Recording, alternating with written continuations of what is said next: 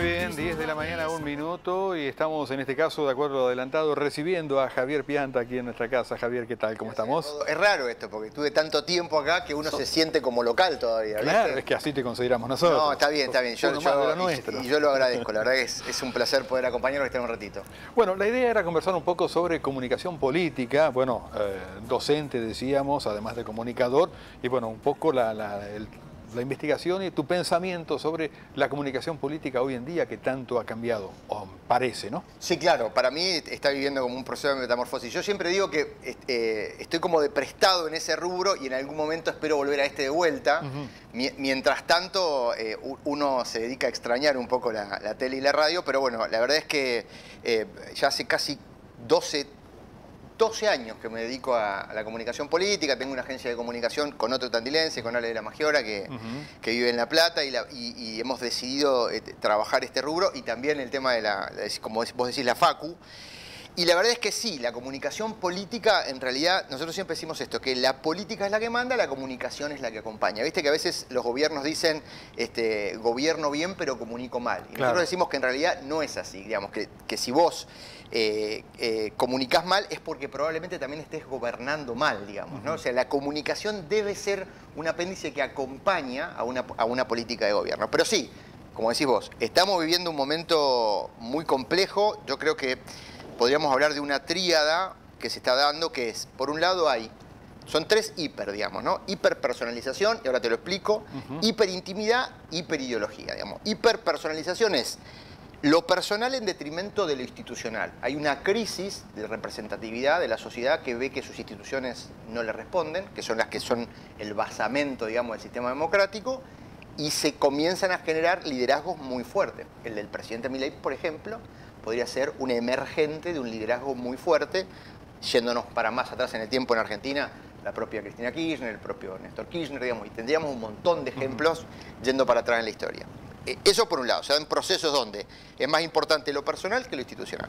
Lo segundo es el tema de la intimidad, y como un corrimiento entre la intimidad y la política. Es como que antes uno valoraba a su político por la acción de gobierno que hacía y por lo que generaba, y por supuesto que su vida personal tenía que tener un correlato con eso, y ahora es como que está como muy entremezclado, ¿no? Farándula, esto, lo otro, si hago Twitter. Entonces hay como un proceso donde la intimidad se corre. Y por otro lado, la ideología, y cuando hablo de ideología, hablo de específicamente falta de ser racional a la hora de ser ideológico. El otro visto como un enemigo y no con alguien con el que yo puedo disentir, pero en algún punto también coincidir. Esto de la creación de consensos que es tan necesario en la democracia y en la comunicación.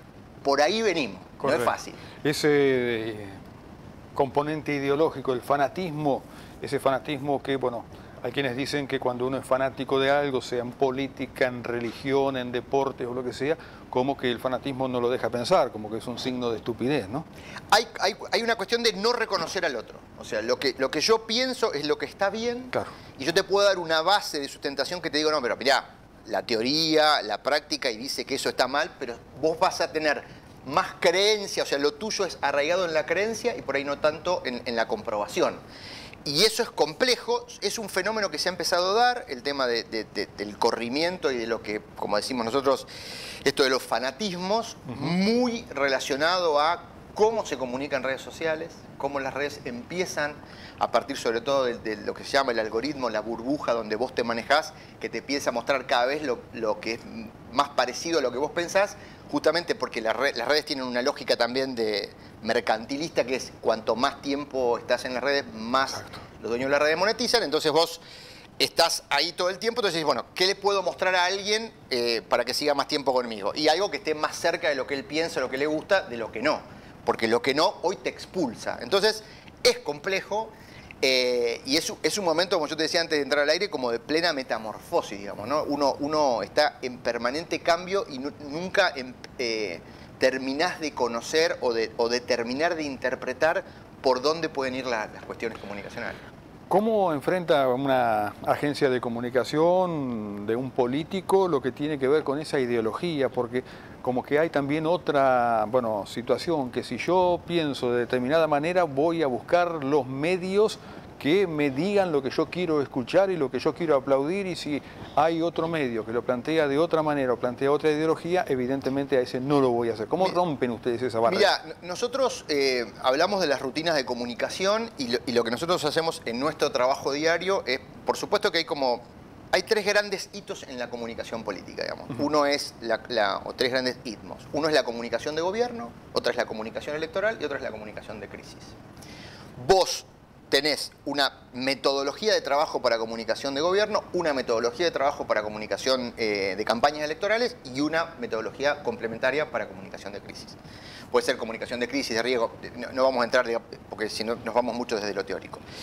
Cuando nosotros tomamos un cliente y hablamos con un cliente, lo que nosotros siempre partimos es de la investigación. Nosotros siempre decimos, hay que dejar de tener percepciones y tener seguridades respecto de... Viste que muchas veces pasa que dicen, y es lógico, por ahí un político hace muchísimo tiempo está en un territorio, en un lugar, yo conozco lo que piensa la gente, yo conozco lo que opina la gente, esto de esta manera, de esta otra. Y por ahí vos terminás haciendo una investigación y eso no... Mira, te voy a poner un caso, nosotros trabajamos mucho el tema de la confidencialidad, pero te voy a poner un caso de un senador de otra provincia que él pensaba que estaba viviendo un momento de crisis personal y política porque estaba sufriendo un ataque de parte de la oposición que estaba cimentada en 4 o 5 títulos muy fuertes en los medios de la provincia que erosionaban su credibilidad y que erosionaban de alguna manera también su manera de ver la política. Entonces nos contrata y nosotros le dijimos, bueno, pero vamos a hacer una investigación a ver qué pasa realmente. Entonces hicimos un estudio cualitativo y uno cuantitativo. El cualitativo son entrevistas en profundidad y el cuantitativo son las famosas encuestas de opinión. Ajá. Y lo que terminaron dando los estudios era que en realidad no tenía una crisis, que él se la estaba autoinfligiendo en realidad, pero la sociedad tenía otra mirada respecto de lo que estaba pasando. Inclusive después salió fortalecido y terminó haciendo una campaña que terminó, nosotros no la trabajamos, pero la trabajó otra gente, que terminó con su reelección. Pero digo, muchas veces las percepciones, y eso es lo que uno tiene que trabajar siempre, a partir de lo profesional, de la investigación, cuando vos empezás a trabajar con un político, con un gobierno, con un municipio, con una provincia, con un candidato, es, che, eliminemos esto de lo que me parece, el meparecismo, y vayamos más a las herramientas que hoy te permiten poder tener al menos una estructura. Eso es una buena manera, una base para trabajarlo. También es cierto que es muy complejo, porque la política maneja egos, a veces trabajar esos egos con los políticos, ¿no? Claro. Pero en realidad lo peor que puede hacer un consultor es el sí, todo el tiempo darle el sí, el sí, el sí. Uno está para eso, para trabajar, en realidad a veces los no, los me parece que vamos por un lado, o los me parece que vamos por otro, y de esa manera establecer este tipo de rutinas que te pueden ayudar a trabajar con los clientes.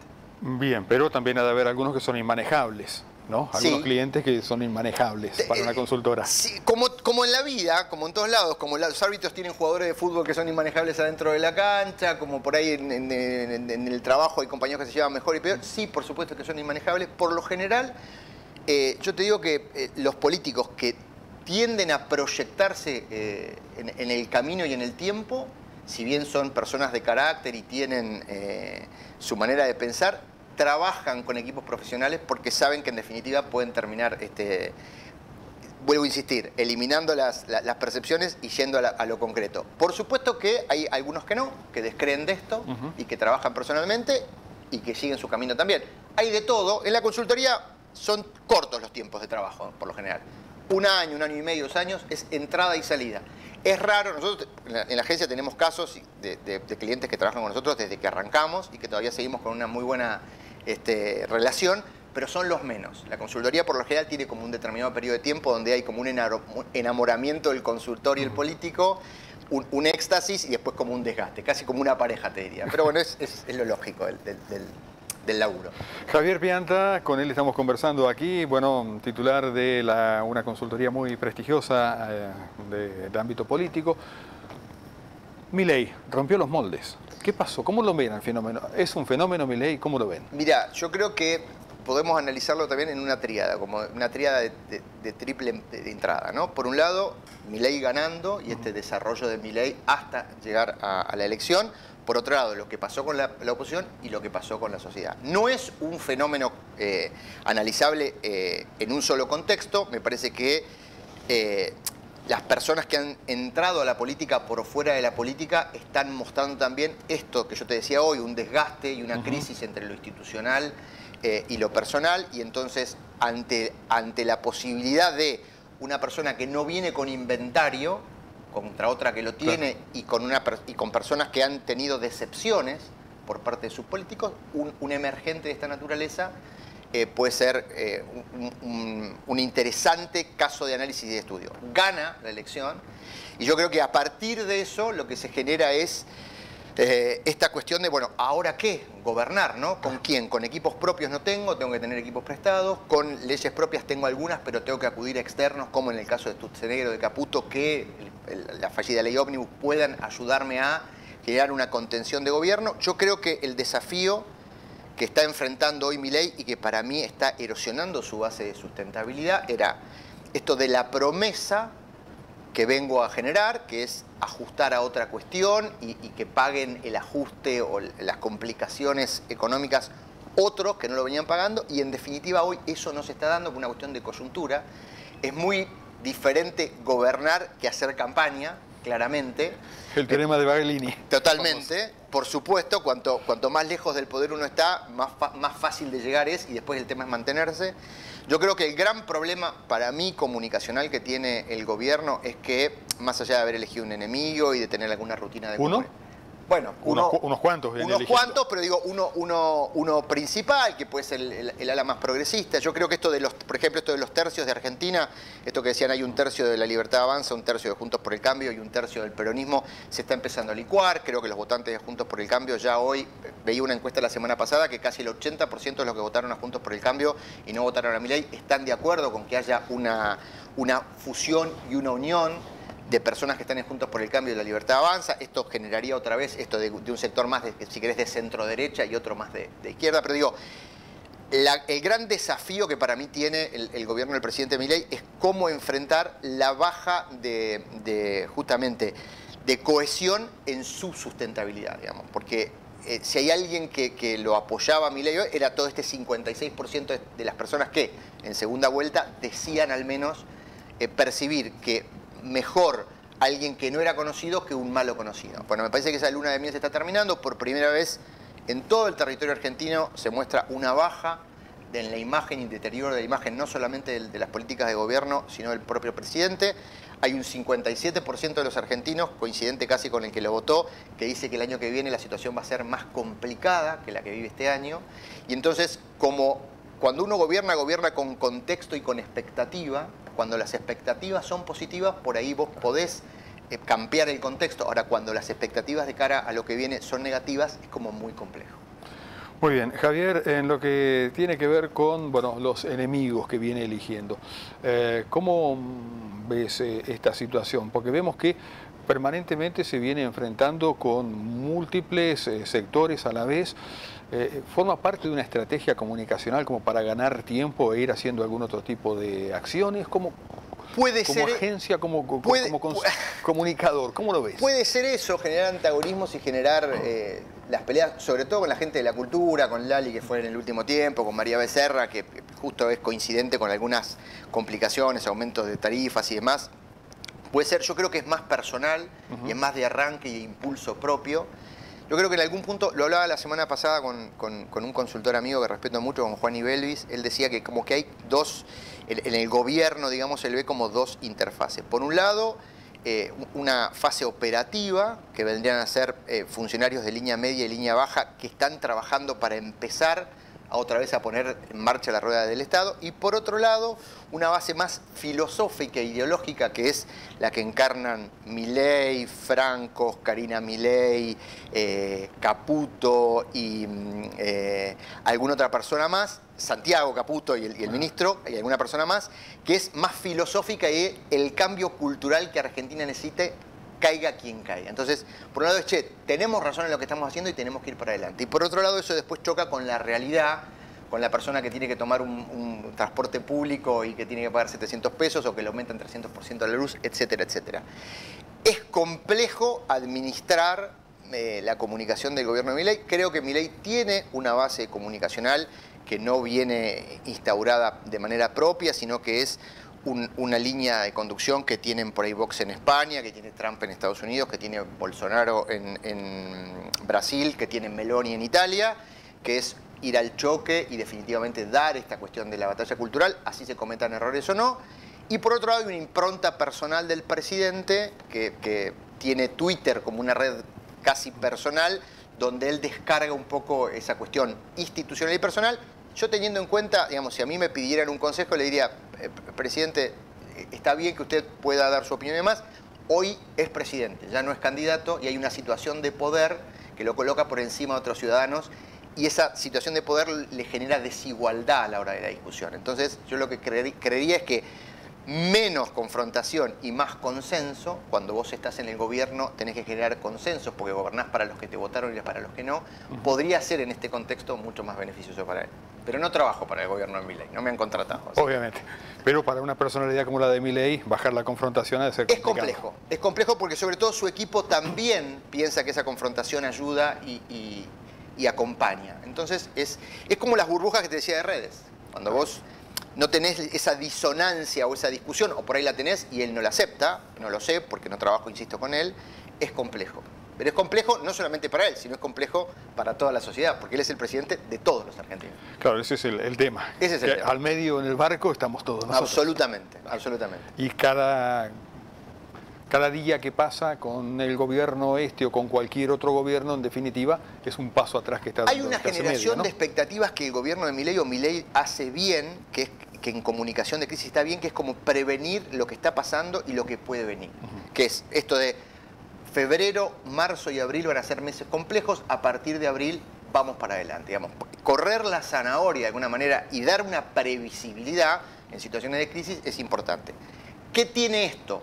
Es como muy corto y muy complejo, a veces es hasta desaconsejable, pero digo, si él en abril empieza a encarrilar y esto se empieza a encaminar, va a decir, vieron que les dije, estábamos con el agua hasta el cuello, pero ahora estamos con el agua a la cintura y les agradezco por el esfuerzo, vamos para adelante. Eso puede generarle un shock de confianza. Te voy a poner un ejemplo contrario. En algún momento el expresidente Fernández dijo, a partir del lunes vamos a combatir la guerra contra la inflación. La guerra contra la inflación. Cuando eso después no pasa, erosiona mucho más tu capital. La imagen nunca se condice con la intención de voto, pero digo, en gobierno es muy complejo y es lógico que te baje la imagen, pero después es muy difícil, si las políticas no te acompañan, que vos puedas subirla. Y eso después sí te erosiona la base. Y otro ejemplo fue Massa, cuando habló para marzo-abril el 4% de inflación, todo el mundo le metió el 4 en la cabeza y se le fue. Porque vuelvo a decirte, y esto es más de teoría que de lo que uno ve, la política y la sociedad se genera, digamos, tiene dos componentes, contexto y expectativa. Correcto. El contexto es lo que estás viviendo, bueno, es lógico, me tienen que ajustar, pero la expectativa es que el presidente me dijo que en abril vamos a estar mejor. Ahora, si en abril vos seguís con el ajuste, con el bolsillo flaco y encima estás peor, va a decir, este también me mintió, por lo cual las lunas de miel son cada vez como más cortitas. La elección la ganó Milei, la perdió Massa, que de alguna manera no venía con un éxito, sino era bastante parecido a un fracaso en su gestión como ministro. Los contextos de las últimas elecciones en Argentina, como en otros países, es votar en contra de y no a favor de. O sea, lo voto a Milei, primero porque es algo nuevo, pero porque está en contra de lo que estaba, que ya no lo quiero. Entonces es más ese componente, es el hartazgo puesto en el nombre de un candidato. Pasó en muchos lugares en el mundo, tendría 10.000 ejemplos, pero digo, siempre no se vota positivo, claro, sino que se vota negativo, es el castigo. Hiciste algo mal, por eso siempre es interesante analizar los fenómenos que se dan en lugares como Tandil, por ejemplo, donde la gente, donde tiene previsibilidad, más allá de estar mejor o peor, vota por alguien que puede ser como un piloto de tormenta, digamos, ¿no? Entonces, esa cuestión, con Lung y con otros más, también hablan del conurbano y demás, pero digo, cuando la gente tiene una previsibilidad, de hecho estaba viendo una encuesta, un barómetro que hace una consultora cordobesa de las principales imágenes positivas de los intendentes del conurbano, y increíblemente, intendentes que antes de la elección tenían una baja, una media imagen, ahora tienen una buena. El intendente de Malvinas Argentinas, que son todos peronistas. Intendente de Malvinas Argentinas, bueno, está también. Y está Valenzuela del 3 de febrero. Pero digo, los que hacen buena gestión, Gray en Esteban Echeverría, trascienden lo ideológico. O sea, no le doy un apoyo porque o es de Juntos por el Cambio, o es radical, o es peronista. Le doy el apoyo porque hay buena gestión. El fenómeno Sanatelli en los 90. con el partido que fuera, digamos, la gente lo seguía. Lo mismo. O sea, se vota, y esto también habla de, por eso te digo, del tema de cómo los personalismos a veces ganan ese terreno, ¿no? Es la persona que me genera este cobijo. Se llama un efecto alrededor de la bandera, dicen los americanos, los politólogos americanos, se llama Rally Around the Flag, que es, ante una cuestión de crisis, viene alguien que me abraza o me cobija como si fuera una persona que me protege. Y eso es lo que por lo general pasa en estos contextos. Y en el caso de Tandil, bueno, es un ejemplo clarito de eso. Bueno, era también conversar un poquitito sobre, bueno, lo que significan 20 años de gobierno, si, bueno, el desgaste se ve, si no se ve, o si Tandil lo sigue optando por ese intendente paternalista, como hay como para mí hay como una triple mirada. Por un lado hay una mirada propia de los que están en la política que lógicamente a partir de tanto tiempo y demás deben tener un desgaste y deben estar como cansados. Pero por otro lado hay una mirada social que está para mí escindida mucho de la mirada política, que es esto, es cómo vamos, cómo venimos, qué exigimos. Y me parece que Tandil está como en ese caso. Creo que hay una sociedad como muy expectante respecto de todo lo que pasa y, bueno, qué es lo que está bien y qué es lo que se puede mejorar y de qué manera lo haces y lo hacen saber. Creo que por supuesto que las personas que están en el poder y son elegidas tienen un componente de éxito y que la sociedad no se suicida, digamos, ¿no? La sociedad elige lo que le parece mejor. Y me parece que en ese contexto los gobiernos municipales son como la primer ventanilla. Yo no quiero analizar mucho el caso de Tandil, pero digo específicamente me parece que el caso del doctor Lunghi tiene que ver con eso, como otros tanto. Digo, podría ser Marini en Juárez, que tienen gestiones prolijas, proactivas, que han de alguna manera transformado algunos aspectos de la ciudad, que son apropiadas por la ciudad y que ya los cobra, y que la ciudad misma te va exigiendo otras cuestiones, que también hace que tengas que redoblar el esfuerzo. Por supuesto que me parece que en ese sentido los gobiernos como el intendente Lunghi terminan siendo, y hasta reconocidos por los contrincantes, como con personalidades destacadísimas del trabajo en su territorio. ¿El pueblo no se equivoca cuando vota? Yo creo que no. Yo creo que definitivamente no, y sería ponerle... Digo, hablando de algunos fracasadas gestiones que hemos tenido, leyendo el diario del lunes decimos, y este fue presidente. Bueno, pero digamos, también es un poco la responsabilidad de todo. Yo lo que digo es, por eso te digo que a mí me cuesta entender, como por ahí estudioso de la comunicación política, cómo rápidamente el presidente está erosionando su base de sustentabilidad o las personas que por ahí podrían protegerlo a partir de su opinión respecto de las políticas que está tomando, digamos, ¿no? Veía el otro día, creo que un remero del equipo nacional que tiene que competir en Juegos Olímpicos que hablaba, ¿no? Yo lo voté, me parece que el cambio era necesario y demás, pero no sabía que venía atrás todo este ajuste brutal al deporte, a la cultura y demás. Digo, yo no creo que uno no se equivoque. Uno vota con la conciencia del momento, de decir, yo para mí esto es lo mejor. Creo que las personas cuando votan no votan pensando en hacer el mal, sino en generar un cambio. Y lo que tenés con las votaciones es que cada 2 años puedes corregirlo. Por supuesto que los gobernantes son el reflejo de una sociedad, es lo que yo siempre digo. Claro. La política es el reflejo de una sociedad.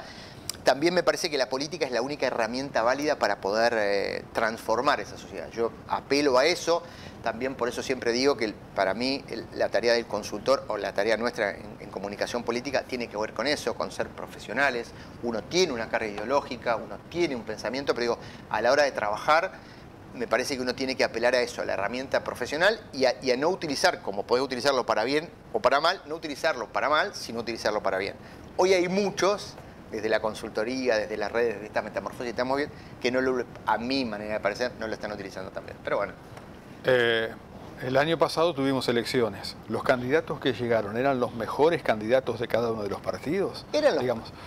A ver, digo, me refiero a esto que muchas veces no tienen acceso todos, o bueno, nos encontramos con que teníamos que elegir entre una funcionaria que no había andado del todo bien con un gobierno que tampoco había sido del todo bueno, un funcionario que, bueno, en materia económica, que es la gran crisis que tenemos, no estuvo del todo bien, y el otro que no nos daba mucha previsibilidad y que en definitiva fue elegido presidente. Después de 40 años de democracia, ¿no se pudo depurar a los partidos políticos para que ofrezcan algo mejor? Vuelvo a insistir que para mí, y esto es sumamente discutible, me imagino que los oyentes por ahí podrán tener otra opinión, digamos, me parece que la política es el reflejo concreto de una sociedad y aislar de alguna manera, Rodo, el análisis solamente a la política como algo escindido del resto, es complejo. Llegaron los que están, era la oferta que había, la política también y la democracia tiene esta posibilidad de voto en blanco, voto recurrido, voto nulo. No te gusta, yo el otro día lo escuchaba a Jorge Lanata,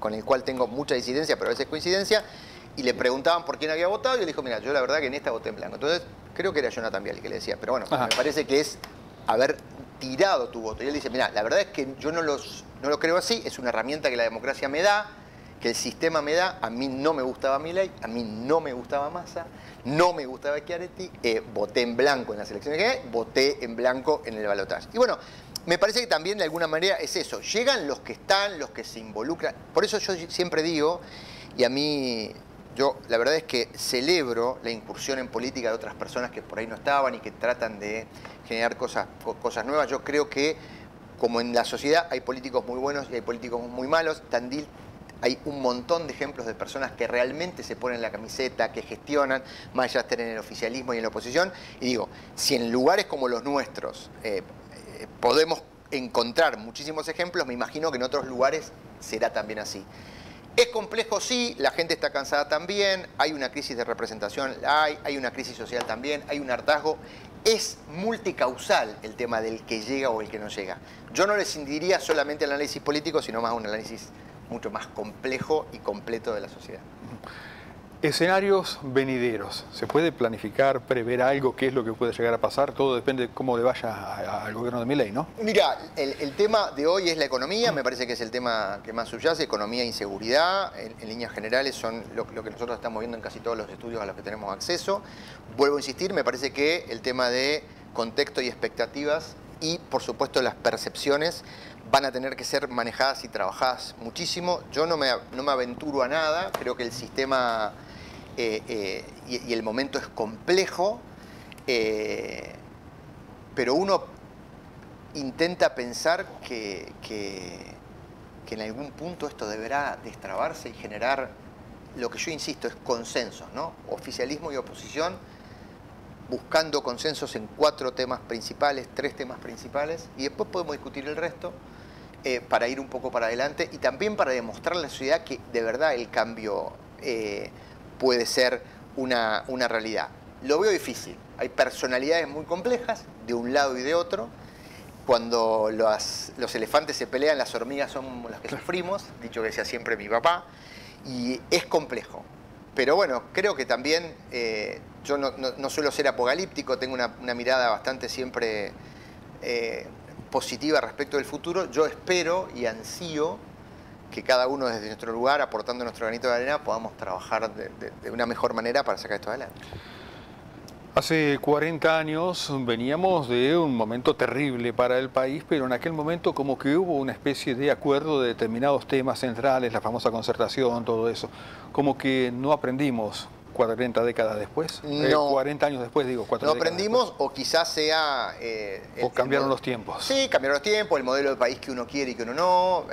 Yo a veces escucho que... Y lo veo bien, que hay algunos que dicen, che, bueno, para mí hay cosas que se pueden consensuar y hay cosas que no. Si esto es el consenso, yo no quiero el consenso. Y me parece que eso también es una cuestión como muy compleja. Yo no tengo como una mirada de retrospectiva. Es decir, lo que nos pasa y nos pasó es analizable en contexto y en tiempo, pero tenemos que mirar para adelante. Aprender o no aprender tendrá que ver con una cuestión también de cómo o de qué manera elegimos y a quiénes y no, y cómo vamos depurando eso. Yo aspiro a que nuestra generación, la de los que tienen 40, 50, 60, pueda acompañar a los que vienen de atrás con muchísima fuerza a un cambio cultural, a un cambio de percepción. Y vuelvo a insistir en esto, a tomar modelos de ejemplo de lugares que funcionan. Y digo, si funciona en el pago chico, también debería funcionar en el pago grande. Uno espera a que eso pase. Cuando estamos frente a un candidato en campaña, ¿qué Sí. porcentaje de ese candidato tenemos enfrente? ¿Qué porcentaje de lo que es el trabajo de coaching, de auditoría, de consultoría o lo que sea tenemos enfrente? Mira, para hablar un poco de las rutinas de campaña electoral, cuando vos tenés un candidato en campaña electoral, vos lo que tenés que hacer en realidad es hablarle a un porcentaje del electorado, que es el porcentaje electorado que te va a dar un determinado piso de votación, ¿tá? Entonces, vos trabajás los mensajes para volver a convencer a los que tenés convencidos. A partir de eso, vos trabajás algunas líneas determinadas para poder involucrar a otras personas a que te elijan. Pero es muy corto camino, muy pocas consignas, 3 o 4 objetivos comunicacionales y nada más que eso. En comunicación de campaña se trabaja de esa manera. Yo creo que las campañas electorales, como las conocimos hasta ahora, con los actos proselitistas, con las recorridas, con lo que tiene que ver con esa liturgia de la campaña electoral, se murieron. Yo creo que no existen más o van a existir muy poquito. Me parece que se empieza a trabajar por causas, digamos. Antes se trabajaba en casas, digamos. Cada partido político era una casa. Claro. Entonces tenías el radicalismo, suponete, el radicalismo con su comité, el peronismo con su unidad básica, y las casas eran las que trabajaban las políticas para convencer a la gente, para repartir las boletas. No digo que no haya que dejar de hacerlo, pero ahora se trabaja más por causas. O sea, lo que los partidos políticos y los candidatos están haciendo es por dónde va la pulsión social. Te voy a decir, por ejemplo, si a la juventud le preocupa, como de verdad le preocupa, el tema del medio ambiente, trabajar en políticas de medio ambiente y no comunicarlas por ahí con un volante o tirando la boleta de papel y el volante, sino comunicarlas a través de pautas en redes sociales o comunicarlas a través de jornadas de concientización o trabajarlas con alguna acción comunicacional que involucre al votante y al político en conjunto para igualarlos. Digamos. Hoy se vive de esa naturaleza. Estaba leyendo ayer justo un newsletter que me llega de un amigo catalán que se llama Xavier Peitivi, que yo respeto muchísimo, de lo que está haciendo el gobierno de Gran Bretaña respecto de las complicaciones que tienen con las barcas chiquitas de migrantes que quieren pasar el Peñón de Gibraltar para ir a trabajar a Inglaterra. Entonces, hicieron un montón de campañas de concientización en medios tradicionales, en radios, en tele. No les funcionó. Decidieron hacer una campaña con TikTokers, pero no solamente con TikTokers de Gran Bretaña, sino que trabajaron mirando cuáles eran los países donde los migrantes, de los países de los migrantes iban, por ejemplo, Indonesia, Irán y otros tantos más que contaban. Entonces trabajaron con TikTokers de esos países para generar campañas por TikTok, para generar esta conciencia de, che, no vengas por acá porque es peligroso, te podés matar, etcétera, etcétera. Si tenés la necesidad o querés irte de tu país y emigrar al Reino Unido, tenemos estas posibilidades para que vos hagas. Entonces, con esa campaña pudieron reducir un montón la cantidad de migrantes que entraban por el Peñón de Gibraltar, que eran muy poquitos porque después muchos terminaban teniendo accidentes. Digo, hoy la política está en eso y el trabajo del político está en eso, en ver creativamente cómo podés llegar a un electorado que cada vez te cree menos, por esta cuestión del contexto, la percepción y también la expectativa que el electorado tiene. Electorado que cada vez cree menos. ¿Esto se da solamente en la Argentina o es a nivel mundial? No, ya te digo, el tema de esto de lo hiper, de lo personal por sobre lo institucional, es un fenómeno global, Rodolfo, se da no solamente acá. Y aparte, ten en cuenta que, para que te des una idea, el 54% del electorado argentino para la próxima elección, si no es un poco más, van a ser lo que nosotros llamamos millennial y centennial, que son personas entre 35 y para abajo, digamos, ¿no? Claro.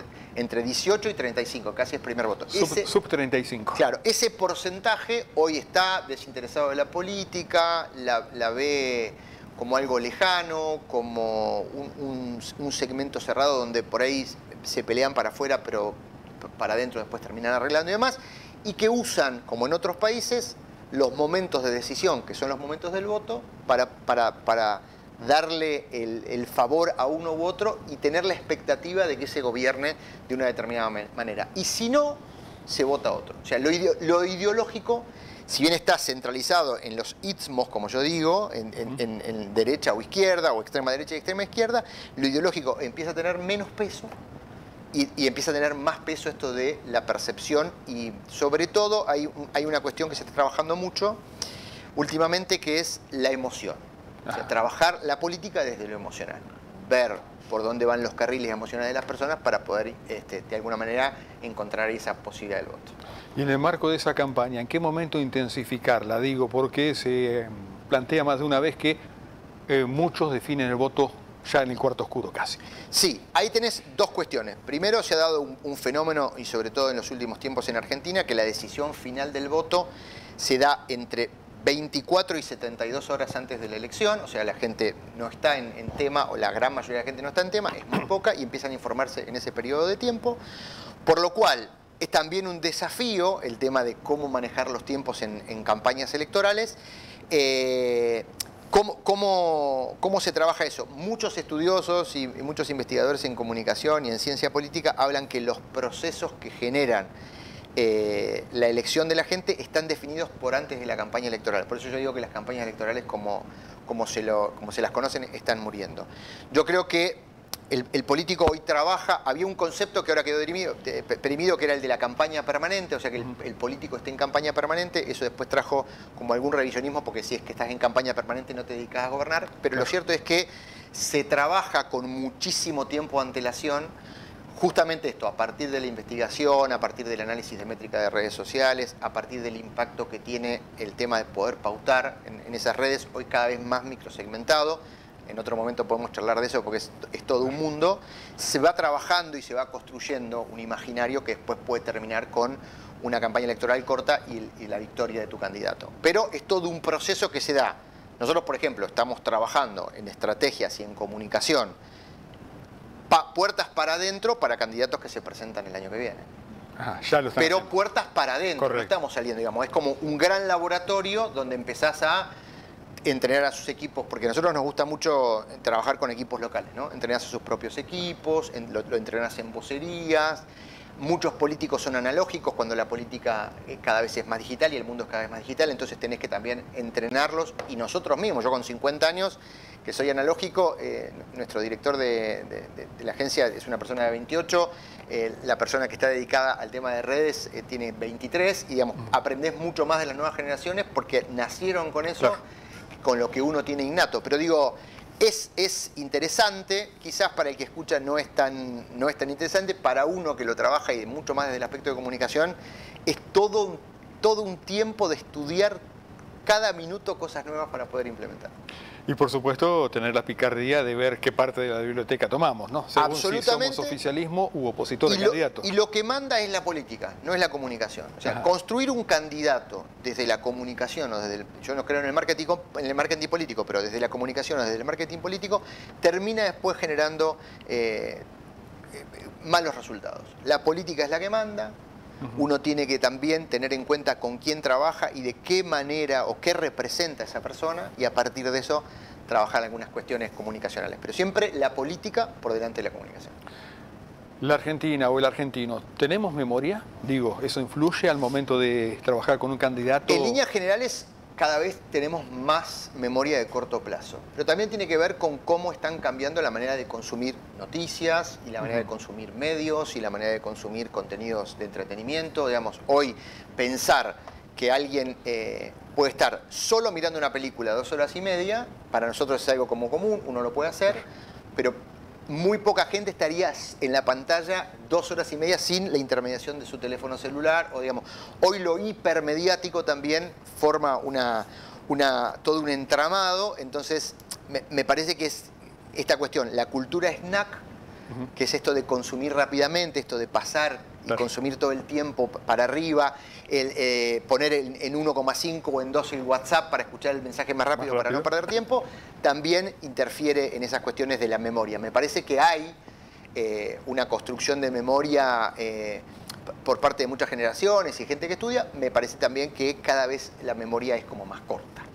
Facilita para muchos candidatos, ¿no? Que no tienen su mejor pasado. Absolutamente. Mira, te pongo otro ejemplo que estaba viendo de un candidato en Indonesia, que es un candidato que estaba bastante complicado, se había presentado a 2 elecciones con anterioridad y había perdido, representa a la extrema derecha, pero había tenido denuncias que después fueron desestimadas por algunos delitos de derechos humanos en su país. Cambió de estratega político y lo que hizo, aprovechando esto de la inteligencia artificial, creó 2 avatares que son bastante parecidos a lo que serían dibujitos de Disney, con su cara y la cara de su candidato a vicepresidente. Entonces, todos los afiches de la política de este candidato están hechos con los avatares, que si vos lo ves, realmente son avatares que son lindos, que te generan gracia, que son cándidos, que son simpáticos. Bueno, eso le permitió no estar primero en las elecciones hoy por hoy, pero sí estar competitivo y sobre todo con los segmentos de 30 para abajo. O sea, la juventud empezó a comprar esa lógica. Pues yo digo que estamos todo el tiempo en un proceso como de cambio permanente que hay que saber analizar. Después, si ese candidato llega, ¿será sólido o no será sólido? Bueno, la gente compra otra cosa. Correcto. Claro. Javier, muchísimas gracias. Muy, pero muy amable. Espero que no se hayan dormido los oyentes. A mí me interesó. Agradecerte mucho, mandarle un abrazo grande a Claudio, gracias por la invitación y nos estaremos viendo. Yo siento que estoy en mi casa, así que gracias por la invitación. Al contrario, gracias a vos por venir. Gracias, Rodón. Javier Pianta con nosotros acompañándonos, consultor, docente también, bueno, hablando un poco de todo lo que tiene que ver con, bueno, la comunicación en la política.